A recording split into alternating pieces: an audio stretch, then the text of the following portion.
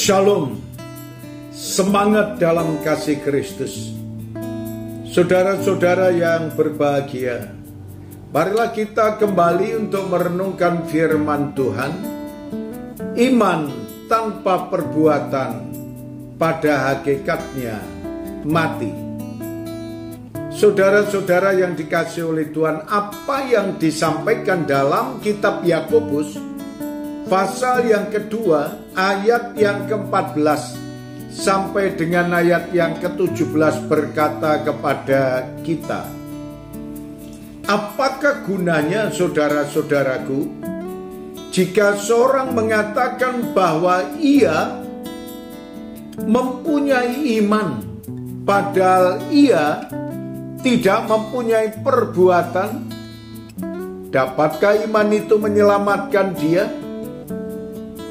Jika seorang saudara atau saudari tidak mempunyai pakaian dan kekurangan makanan sehari-hari, dan seorang dari antara kamu berkata, selamat jalan, kenakanlah kain panas dan makanlah sampai kenyang, tetapi ia tidak memberikan kepadanya apa yang perlu bagi tubuhnya, apakah gunanya itu? Demikian juga dengan iman.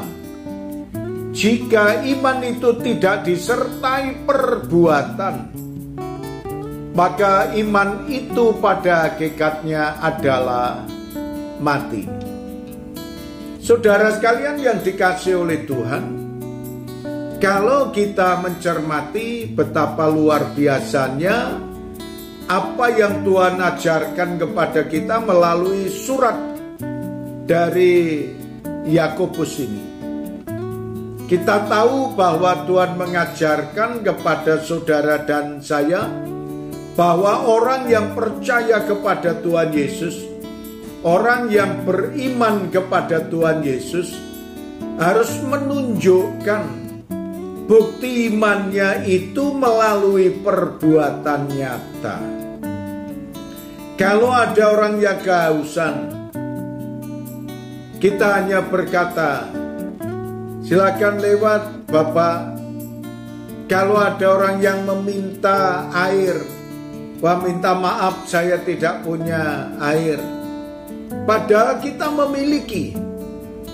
Dan kalau kita memiliki sesuatu lalu ada orang yang sangat membutuhkan, kemudian orang itu sedang membutuhkan makanan yang diperlukan, tetapi kita tidak memberikan, apa gunanya dan apa faedahnya iman?